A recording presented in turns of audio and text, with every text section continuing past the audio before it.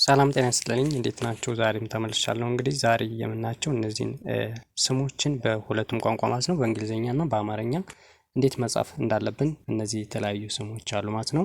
እነዚህ በሁለቱ ቋንቋ እንዴት መጻፍ እንዳለብን የምናየው ማለት ነው። ተከታተሉኝ። እንደተለመደው ለቻናሌ አዲስ ከሆናችሁ ሰብስክራይብ በማድረግ እንዲሁም በኦንላይን መማር ለምትፈልጉ ከስር ባለው ስልክ በኢሞ በዋትስአፕ እና በቴሌግራም ደውላችሁ አናግሩን ማለት ነው። ከየትም ሀገር ሆናችሁ በኦንላይን ቀጥታ መማር ትችላላችሁ ማለት ነው። እንግዲህ እንደምትመለከቱት ከዚህ ከመጀመሪያው እንጀምራለን። እነዚህ በሁለቱ ቋንቋ የተጻፉ ቃላቶችን እነዚህ ስሞችን ማለት ነው እያነበብን እናያቸዋለን ማለት ነው። ተከታተሉ። አሁን እንጀምራለን። እሺ እንግዲህ እንደምትመለከቱት ዛሬ እነዚህን ስሞችን እንዴት መጻፍ እንዳለብን ማንበብ እንዳለብን በሁለቱም ቋንቋ ማለት ነው በእንግሊዝኛና በአማርኛ እዚህ ጋር አስቀምጠን ጽፈናቸዋል ማለት ነው። እነዚህን አንድ ባንድ እናያቸዋለን። ከመጀመሪያው ከአማርኛ እንጀምራለን። እሺ የመጀመሪያው ሀገሬ ብለን ለመጻፍ ስንፈልግ ሀገሬ ሀገሬ። ቀጥለን ደግሞ እዚህ ጋር ሀገሬ ብለን እንደዚህ እንጽፋቸዋለን ማለት ነው። እንግዲህ ሀ ብለን የምንጠቀመው የኤችን ነው ማለት ነው። በዚህ መልኩ እንጽፋቸዋለን ማለት ነው። ሀገሬ ይላል። እሺ ቀጥሎ የምናገኘው እዚህ ጋር ለገሰ ይላል ማለት ነው። በአንድ ላይም ለገሰ ብለን እናነባዋለን።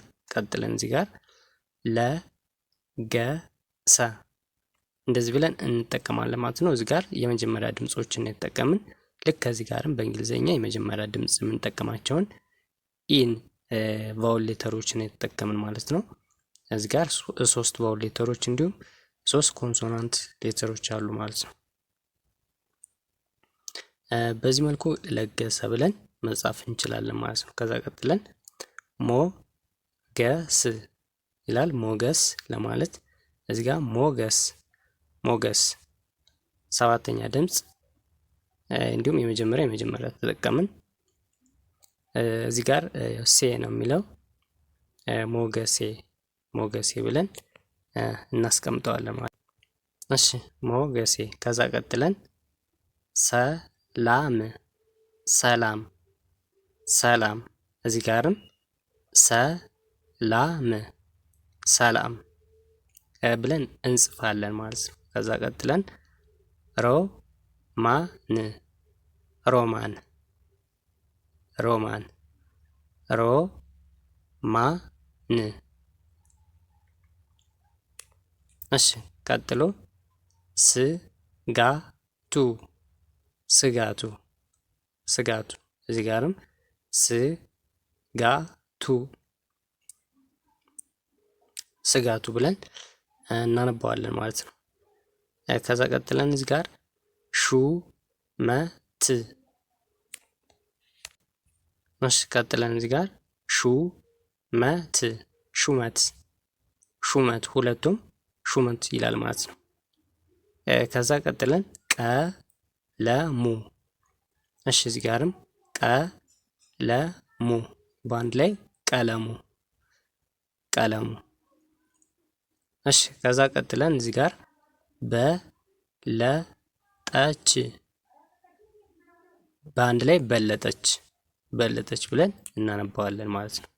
እሺ ከዛ እዚህ ጋር በለጠች በለጠች። እንግዲህ የቸ ፊደል ለመጻፍ ሲኤች ብለናል ከዚህ በፊት በለቀቅነው ቪዲዮ ማለት ነው። ሲኤች እንጠቀማለን ዳብል ኮንሶናንት ይሆናል ማለት ነው። ስለዚህ በለጠች ብለን በዚህ መልኩ እንጽፈዋለን ማለት ነው። እሺ ቀጥሎ የምናገኘው እዚህ ጋር ተገኘ ይላል ማለት ነው። ተገኘ።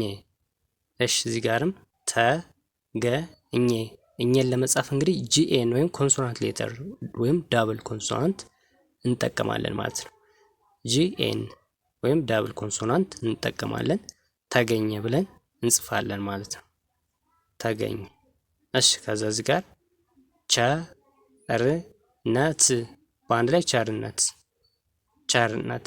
እዚህ ጋርም ሲኤች ወይም ዳብል ኮንሶናንት እንጠቀማለን።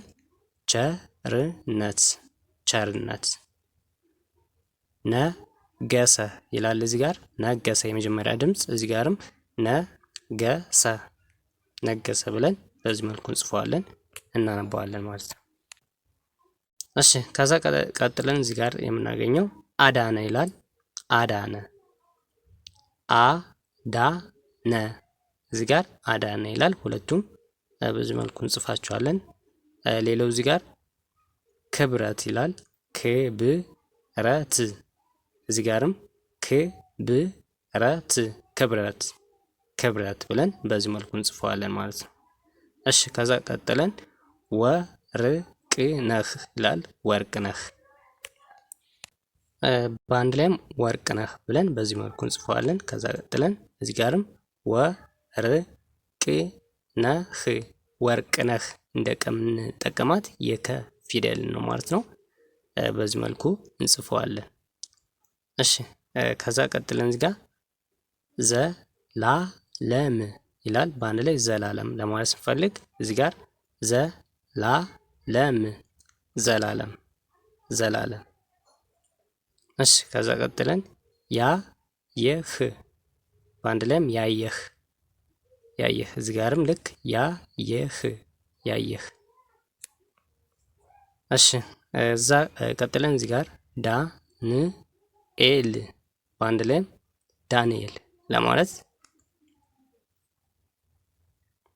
እዚህ ጋር ዳንኤል ዳንኤል በዚህ መልኩ እናስቀምጠዋለን እንጽፈዋለን ማለት ነው። እሺ ቀጥሎ የምናገኛቸው እዚህ ጋር ደረጀ ይላል። እዚህ ጋር ደረጀ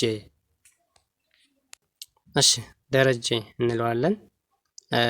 እዚህ ጋርም ደረጀ በሁለቱም በዚህ መልኩ እንጽፋቸዋለን ማለት ነው። እንግዲህ ከመጀመሪያው ከሀ ጀምረን በሀ ስም ጽፈናል። በለ በመ በሰ ያልን በቅደም ተከተላቸው ነው የመጣን ማለት ነው። እዚህ ጋር ደረጀ ደረጀ ይላል። ከዛ ገብሬ ይላል። ገብሬ ገብሬ እዚህ ጋርም ገብሬ ገብሬ። እሺ ቀጥሎ በጠ ስንሰራ ደግሞ ጣሳው በአንድ ላይ ጣሳው ለማለት እዚህ ጋር ጣሳው በዚህ መልኩ እንጽፋቸዋለን ማለት ነው። እሺ በጨ እዚህ ጋር ጫልቱ በአንድ ላይ ጫልቱ ለማለት እዚህ ጋር ጫልቱ ጫልቱ ሲኤች እንደ ቸ ልክ ሲኤች ወይም ዳብል ኮንሶናንት በዚህ መልኩ እንጠቀማለን ማለት ነው። ሌላው በጰ ደግሞ ጳጳስ ጳጳስ። ቀጥለን እዚህ ጋር ፀሐይ ለማለት ፀሐይ ፀሐይ በዚህ መልኩ እናስቀምጣቸዋለን። በዚህ መልኩ እንጽፋቸዋለን ማለት ነው። በዚህ መልኩ በቀላሉ እንጽፋቸዋለን። የተለያዩ ስሞችን እንዲሁም የተለያዩ ቃላቶችን በዚህ መልኩ መጻፍ ይቻላል።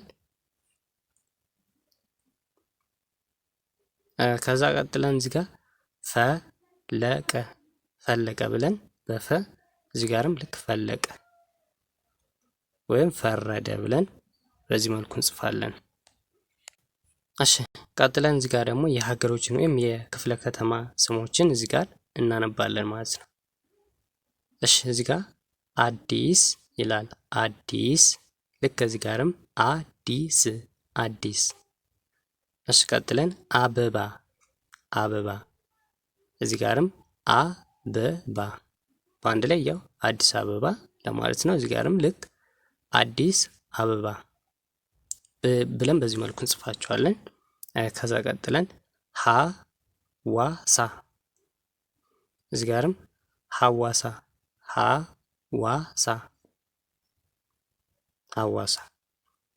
እሺ ቀጥለን እዚህ ጋር አዳማ እሺ እንቀጥል እዚህ ጋር አዳማ አዳማ አዳማ።